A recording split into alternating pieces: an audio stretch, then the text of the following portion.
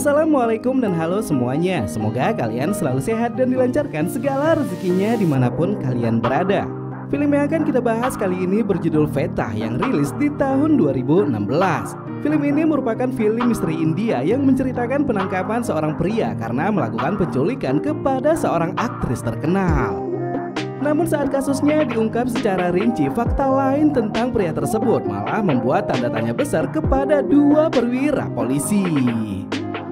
Veta adalah film India berbahasa Malayalam yang disutradarai Rajesh Pillai dan dibintangi beberapa artis besar yang diantaranya adalah Kunchako Boban, Indrajit Sukumaran, dan Manju Warrior. So, untuk lebih jelasnya langsung aja kita masuk ke alur ceritanya. Malam setelah acara reunian sekolah, seorang aktris terkenal bernama Uma Satyamurthy dinyatakan menghilang secara misterius di dalam mobilnya. Menurut keterangan beberapa saksi, Uma meninggalkan acara reuni bersama kekasihnya yang bernama Emil. Dan saat kepolisian melakukan pemeriksaan, ditemukanlah sebuah ponsel yang setelah diselidiki adalah milik pria bernama Melvin. Dalam ponsel tersebut, petugas menemukan 5 panggilan keluar yang tertuju kepada perwira polisi bernama Sailex Abraham.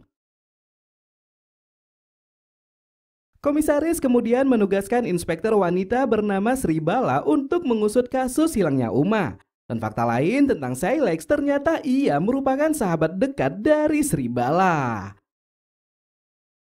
Setelah melakukan pemeriksaan di TKP, Sri Bala mendatangi kediaman Sailex untuk membicarakan kasus tersebut. Dan setelah diberitahu tentang panggilan tak terjawab, Sailex mengaku jika ia memang mendapatkan panggilan dari seseorang saat malam penculikan.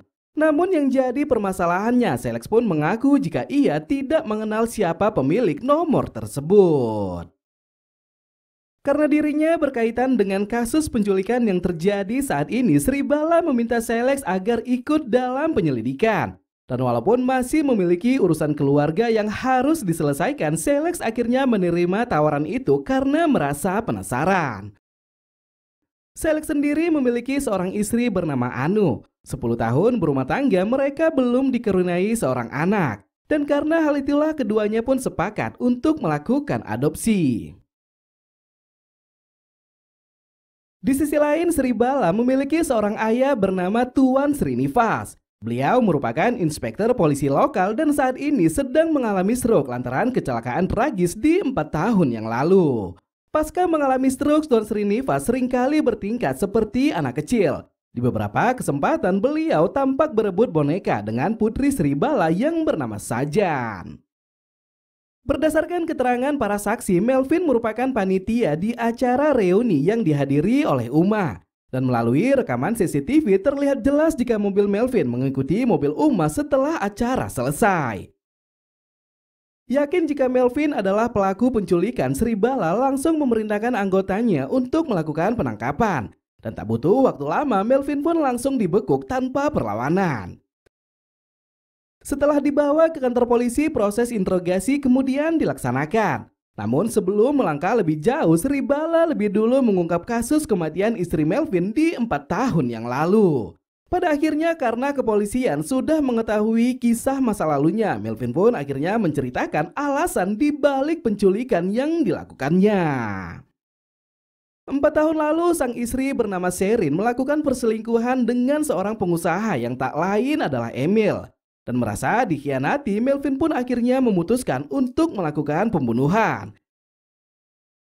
Ia lebih dulu menyuntikkan obat-obatan terlarang agar menjadikan Sherin sebagai seorang pecandu. Dan dalam sebuah kesempatan, Melvin kemudian berpura-pura melakukan panggilan darurat saat Sherin sedang setengah sadar. Puncaknya saat memerintahkannya berjalan ke arah balkon, Sherin yang kehilangan kesadaran seketika terjatuh dan tewas seketika. Kepolisian yang sudah mengamankan TKP langsung memberitahukan kabar tersebut kepada Melvin. Dan seolah-olah tidak mengetahui apapun, Melvin berpura-pura menunjukkan wajah sedih di depan jasad sang istri. Dan terkait hilangnya Uma dan juga Emil, Melvin mengatakan jika keduanya sudah ia bunuh. Dan jasadnya dikubur jauh di dalam hutan. Tujuan Melvin melakukan penculikan dan pembunuhan sebenarnya bukanlah mengarah kepada Uma, Namun saat insiden berlangsung, Uma berada di tempat yang salah. Melvin mendapatkan informasi jika Emil akan segera meninggalkan India setelah acara reuni selesai. Dan karena tidak punya banyak waktu, ia pun akhirnya memutuskan melakukan pembunuhan malam itu juga. Naas saat sedang melakukan aksinya, Uma berada di samping Emil. Dan agar kejahatannya tidak terbongkar, ia pun memutuskan untuk menghabisi keduanya. Setelah mendengar cerita yang disampaikan, Sribala kemudian memerintahkan Melvin agar menunjukkan di mana lokasi penguburan. Namun saat sudah berada di kawasan hutan, Melvin mengatakan jika ia tidak mengingatnya. Kecewa dengan pernyataan tersebut, Sribala mendapatkan informasi dari salah satu anggotanya jika hutan yang dikatakan Melvin merupakan kawasan yang sangat ekstrim. Dan faktanya setiap 12 hari sekali hutan tersebut akan terjadi kabut tebal. Di hari kedua interogasi, Melvin mengatakan selama proses penguburan dirinya sempat mendengarkan aliran air yang cukup deras dari saluran pipa bocor. Namun setelah Sribala mengeceknya, pihak irigasi mengatakan jika di sana tidak terdapat pipa bocor seperti yang dikatakan Melvin. Dari sini Sribala pun yakin jika Melvin telah melakukan kebohongan. Ia memberikan keterangan palsu untuk mempermainkan pihak kepolisian. Komisaris yang geram dengan hal tersebut memerintahkan Sribala agar memindahkan Melvin ke penjara pusat.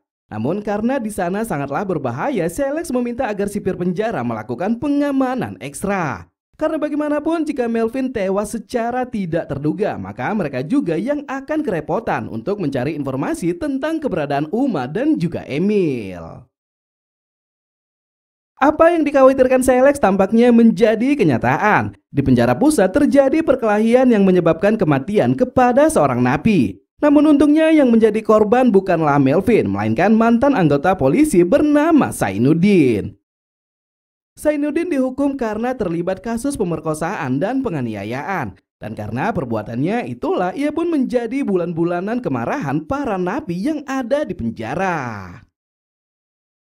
Takut jika Melvin akan menjadi korban selanjutnya, Sribala akhirnya memindahkannya ke penjara yang lebih aman. Dan interogasi selanjutnya, Sribala kembali bermohon agar Melvin mau memberitahukan di mana keberadaan jasad Uma dan juga Emil.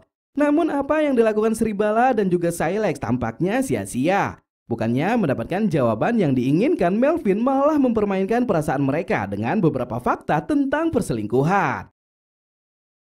Kepada Selex, Melvin menanyakan apakah ia yakin jika istrinya tidak selingkuh. Karena bagaimanapun 4 tahun yang lalu saat Melvin sudah memberikan segalanya, ia malah dikhianati oleh istrinya sendiri. Dan kepada Sribala, Melvin memberikan pertanyaan, apakah seorang wanita bersuami bisa hidup harmonis setelah melakukan perselingkuhan? Pertanyaan itu jelas saja membuat Sribala dan juga Selex menjadi sangat geram.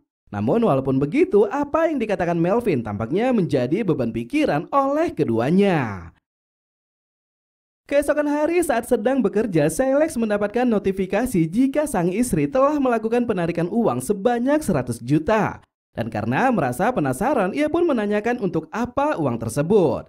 Seakan menyembunyikan sesuatu, Anu mengatakan jika uang itu digunakannya untuk membantu biaya renovasi rumah sang ayah. Namun karena sedikit curiga, Selex pun diam-diam memastikan hal tersebut tanpa sepengetahuan Anu.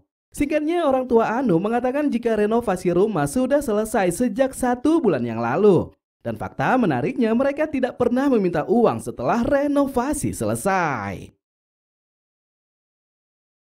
Dari sini Selex pun mulai meragukan jika yang disampaikan Melvin adalah kebenaran. Dan puncaknya beberapa hari melakukan penyelidikan, ia pun mendapati jika Anu telah berselingkuh dengan seorang pria bernama Roni Vargas. Di kediamannya, Sribala mendapatkan surat yang berisikan artikel kecelakaan sang ayah di 4 tahun yang lalu.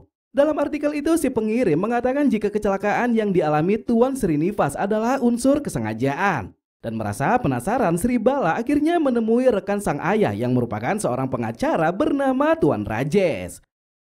Beliau mengatakan sebelum kecelakaan terjadi, Srinivas sempat mendapatkan telepon yang memerintahkannya kembali ke kantor. Namun di tengah perjalanan ia malah ditabrak oleh sebuah bus. Tuan Rajis menambahkan jika kecelakaan itu memanglah faktor kesengajaan, maka bisa dipastikan orang yang melakukan panggilan merupakan salah satu pelaku di antaranya. Dengan bantuan Cybercell Sribala kemudian mengecek siapa orang yang menelpon ayahnya sebelum kecelakaan. Dan fakta mengejutkan, orang tersebut tak lain adalah Silex. Di tempat lain, Silex yang sedang mengisi BBM mendapatkan sebuah amplop yang diletakkan di atas sepeda motornya. Dan saat dibuka, amplop tersebut berisikan sebuah tiket penerbangan atas nama Anu dan juga Roni. Terbakar emosinya, Silex yang tidak mau kehilangan istri tercinta akhirnya memutuskan untuk mengakhiri semua kekacauan ini. Ia mengikuti Roni dan kemudian menabraknya dari arah yang berlawanan. Dan setelah memastikan Roni telah tewas, Silex kemudian pulang dan memeluk Anu dengan sangat erat.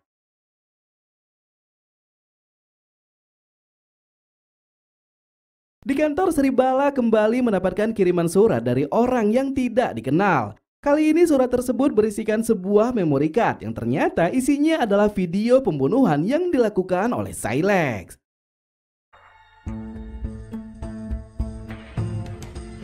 Namun karena tidak mau terburu-buru dan sekaligus mencari tahu apa motif yang sebenarnya, Sribala memutuskan untuk tidak menyebarkan video tersebut kepada siapapun. 12 hari setelah penangkapan, Melvin akhirnya mau buka suara tentang lokasi penguburan. Namun kepada komisaris, ia mengatakan jika dirinya hanya akan menunjukkan lokasi tersebut kepada Sribala dan juga Silex. Dan tanpa pikir panjang, komisaris akhirnya menyetujui permintaan itu. Dan di malam yang penuh kabut tebal, ketiganya langsung menelusuri hutan dengan menggunakan mobil 4x4. Sribala yang melaju dengan kecepatan 60 km per jam tak sengaja menabrak sebuah benda dengan sangat keras. Dan setelah memastikannya, Silex mengatakan jika yang ditabrak Sribala kemungkinan adalah seekor hewan buas yang sering keluar masuk hutan. Pada akhirnya setelah menempuh perjalanan beberapa kilometer, tibalah mereka di sebuah rumah kosong yang menjadi lokasi penguburan. Namun di luar dugaan, ternyata Uma dan juga Emil masihlah selamat. Mereka hanya diculik dan tidak dibunuh seperti yang dikatakan Melvin sebelumnya. Entah apa maksud Melvin melakukan hal tersebut. Namun Sribala yakin jika di balik kebohongan yang dilakukannya pasti terdapat sebuah rahasia besar yang sengaja disembunyikan. Karena insiden yang menimpa Uma dan juga Emil bukanlah sesuatu yang sangat fatal, pengadilan akhirnya menjatuhkan hukuman penjara selama 1 tahun kepada Melvin. Mereka menganggap jika Melvin hanyalah mengalami stres berat lantaran kejadian kelam di masa lalu. Setelah kasus tersebut ditutup, Silex akhirnya menemukan fakta baru tentang kedekatan Anu dan juga Roni. Ternyata perselingkuhan yang dicurigainya selama ini adalah sebuah kesalahan. Karena sebenarnya Anu dan Roni merupakan seorang teman sejak duduk di bangku kuliah. Roni bersama istrinya membantu Anu mencari seorang bayi yang akan diadopsi oleh keluarga Silex. Dan agar hal tersebut menjadi kejutan besar, Anu memang sengaja merahasiakannya. Sedangkan di kantor polisi, Emil yang kondisinya sudah sangat sehat mengucapkan banyak terima kasih kepada Sribala. Namun seperginya ia dari sana, fakta lain yang tak kalah mengejutkan juga terungkap. Ketika Sribala bertanya tentang Melvin dan juga Sherin, Emil mengatakan jika ia tidak mengenal keduanya. Ia hadir dalam acara reuni untuk menemani Uma. Dan terkait Melvin, Emil juga mengatakan jika dirinya baru bertemu dengan Melvin di acara tersebut. Apa yang disampaikan Emil menjadi tanda tanya besar sekaligus meyakinkan Sribala jika pernyataan Melvin tentang kematian Sherin juga merupakan kebohongan. Dan untuk menjawab semua teka-teki itu, Sribala memutuskan menemui dokter forensik yang menangani kasus kematian Sherin di 4 tahun yang lalu. Dan singkatnya, dokter forensik pun mengatakan jika ia memiliki rahasia besar yang tidak berani diungkapkannya karena tekanan dari atasan. Dahulu saat melakukan pemeriksaan, ia menemukan fakta jika Sherin bukanlah seorang pecandu. Akan tetapi di hari kematiannya tubuhnya mengandung obat-obatan terlarang dengan dosis besar. Sejatinya dokter forensik sangat yakin jika Sherin tidaklah meninggal karena bunuh diri. Ia didorong oleh seseorang yang kemungkinan orang tersebut adalah orang yang sama yang juga menyuntikkan obat-obatan terlarang ke tubuhnya. Teka-teki yang semakin rumit membuat Sribala memutuskan menemui ayah Melvin yang bernama Tuan Philip. Namun beliau yang tidak mengetahui apa-apa hanya bisa menyarankan agar Sribala menanyakannya langsung kepada Melvin. Setahun berlalu setelah Melvin terbebas, Sribala dan Selex datang menemuinya. Dan saat menanyakan apa maksud kebohongan yang dilakukannya, Melvin malah mengucapkan terima kasih kepada mereka berdua. Singkatnya, Melvin pun mulai menceritakan kronologi penculikan dan kejadian kelam yang dilaluinya 4 tahun lalu. Dahulu Melvin menjalani kehidupan bahagia bersama sang istri dan putri semata wayang mereka yang bernama Angel. Dan walaupun Angel bukanlah anak yang pintar secara akademis, Melvin dan juga Sherin tidak pernah mengurangi kasih sayang mereka sedikit pun. Suatu ketika saat ujian semester diadakan, Angel mengatakan jika ia tidak ingin bersekolah. Dan sebagai ibu yang baik, Sherin tetap menyemangati Angel agar tidak mudah menyerah. Namun naas sejak hari pertama ujian, nasib buruk seketika menimpa keluarga Melvin. Bus sekolah yang membawa anak-anak di apartemen mengantarkan semua siswa kecuali Angel. Dan saat Sherin menanyakannya, supir bus tersebut mengatakan jika Angel sudah dijemput oleh seseorang. Menyangka jika suaminya yang menjemput putri mereka, Sherin yang merasa lega langsung melakukan panggilan. Namun ketika menanyakan kabar sang putri, Melvin mengatakan jika Angel tidak sedang bersamanya. Dan yakin jika putrinya telah menghilang secara misterius, Melvin akhirnya bergegas mendatangi sekolah. Namun sesampainya di sana, satpam bernama Santos mengatakan jika sekolah sudah kosong sejak beberapa jam yang lalu. Beberapa hari melakukan pencarian, Melvin dan Sherin kini merasa buntu. Bahkan kepolisian yang mengusut kasus tersebut belum bisa memberikan kabar tentang keberadaan Angel. Sampai akhirnya di suatu malam, Melvin mendapatkan petunjuk melalui buku harian milik putrinya. Dalam buku itu, Angel melukiskan seorang gadis kecil yang menangis dan terkurung dalam jeruji besi. Dan yakin jika gadis yang ada di gambar tersebut adalah putrinya sendiri, Melvin tanpa pikir panjang langsung mendatangi sekolah saat jam belajar sudah berakhir. Ia menginterogasi Santos dan menggali semua informasi. Dan puncaknya setelah dihajar habis-habisan, Santos pun akhirnya bercerita tentang sisi gelap kepala sekolah. Selama ini kepala sekolah menerapkan sistem kurungan kepada anak-anak yang nilainya di bawah rata-rata. Dan di hari pertama ujian, Angel mendapatkan hukuman karena memiliki nilai yang paling rendah. Namun karena sibuknya semua staf dan para guru di hari tersebut, mereka sampai lupa jika Angel masih berada di dalam kurungan. Dan karena menderita asma, Angel pun akhirnya menghembuskan nafas terakhir setelah bermalam di sana. Menyadari kesalahan yang dilakukannya, kepala sekolah memilih berdiskusi dengan pemilik yayasan. Dan khawatir nama sekolah mereka akan tercoreng, pemilik yayasan memutuskan untuk merahasiakan kejadian tersebut. Setelah merekam semua pernyataan Santos, Melvin kemudian menyimpan hasil rekaman di bawah lampu belajar. Dan setelah semua bukti ia amankan, ia pun membuat pengaduan kepada pihak kepolisian. Namun di luar dugaan, beberapa anggota polisi yang menangani kasus tersebut ternyata sudah disuap oleh pihak sekolah. Termasuk salah satunya adalah Zainuddin. Karena dianggap membuat kesaksian palsu, Melvin akhirnya ditahan selama 1 hari. Dan selama berada di kurungan, pemilik yayasan malah membunuh Sherin untuk mencegah hal yang tidak diinginkan. Pemilik yayasan mendorong Sherin dari atas balkon. Namun sebelum hal itu dilakukan, ia juga menyuntikkan obat-obatan terlarang agar mereka bisa merekayasa kematian Sherin sesuai keinginan mereka. Tidak tahu harus mengadu kemana lagi, Melvin akhirnya meminta tolong kepada Inspektur Srinivas. Dan berbeda dengan polisi lainnya, Srinivas langsung mendatangi apartemen Melvin dan mengambil bukti rekaman Santos. Pada akhirnya setelah mengetahui semua kebenarannya, Srinivas bermaksud mengangkat kasus tersebut ke Mahkamah Agung. Namun di tengah diskusinya dengan Rajesh, ia yang belum sempat menceritakan semuanya malah mendapatkan telepon dari Zainuddin. Zainuddin menggunakan ponsel Selex untuk memberikan perintah. Dan di tengah perjalanan, ia kemudian memerintahkan pembunuh bayaran untuk menabrak mobil yang dibawa Srinivas. Dan fakta di balik semua kejadian ini, Melvin mengatakan jika pemilik yayasan adalah Ronnie Varghese. pria yang dibunuh Silex karena dugaan perselingkuhan. 3 tahun melakukan penyelidikan, Melvin baru mengetahui jika Ronnie merupakan teman dekat dari Anu. Dan memanfaatkan hal itu, ia pun mulai menyusun rencana untuk melakukan balas dendam. Tuan Philip memberikan saran agar Melvin tidak perlu melakukan pembunuhan dengan tangannya sendiri. Karena jika hal itu dilakukannya, maka ia akan terjerat hukum yang lebih jauh lagi. Dan puncaknya, untuk menarik perhatian kepolisian, Melvin dan Tuan Phillips akhirnya melakukan aksi penculikan yang korbannya adalah aktris terkenal. Setelah acara reuni selesai, Melvin berpura-pura meminta tumpangan kepada Uma. Namun di tengah perjalanan, mobil yang mereka bawa seketika terhenti setelah Tuan Philip menghadang dari arah berlawanan.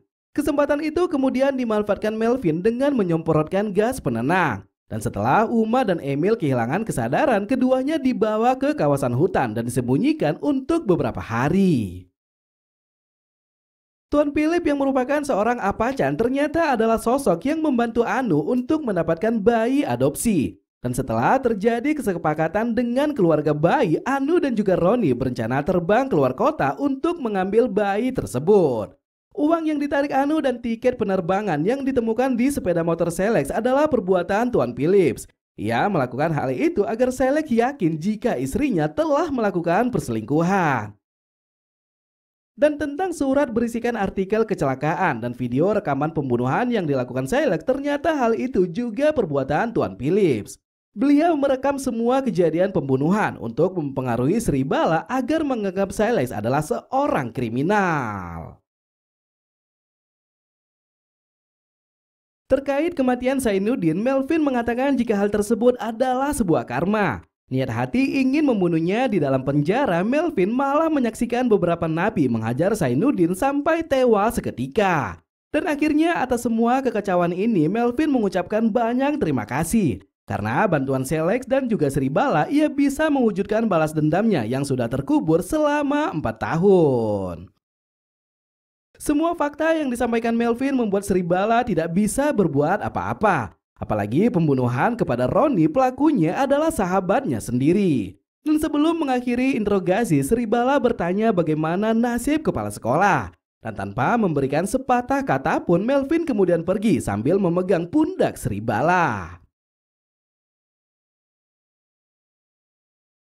Sekembalinya ke rumah, Sri Bala yang sudah mengetahui fakta tentang sang ayah tak bisa menyembunyikan perasaan bangganya karena beliau merupakan polisi yang sangat jujur. Dan terkait boneka yang sering direbut oleh ayahnya, Sri Bala yang merasa penasaran akhirnya mencari tahu apa yang ada di dalam boneka tersebut. Dan pada akhirnya ia pun menemukan sebuah memory card yang isinya adalah video pernyataan Santos.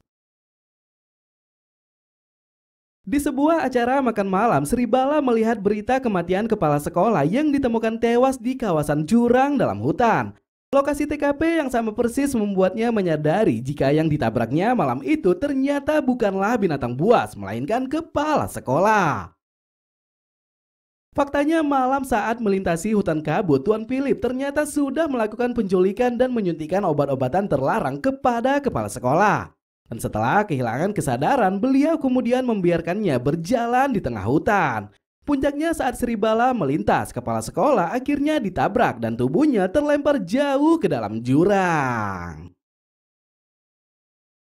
Di akhir film, Sri Bala membawa sang ayah menerima penghargaan karena beliau telah berhasil menyimpan bukti kejahatan dengan baik. Dan bersamaan dengan kebahagiaan Silex yang kini telah mengadopsi seorang gadis kecil, film pun berakhir.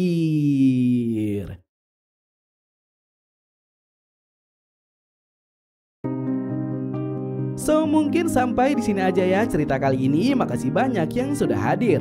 Jika ada kata-kata saya yang salah, mohon dimaafkan. Saya Ahmad pamit undur diri. Tetap hidup sehat. Thanks for watching and see you to the next video. Bye-bye.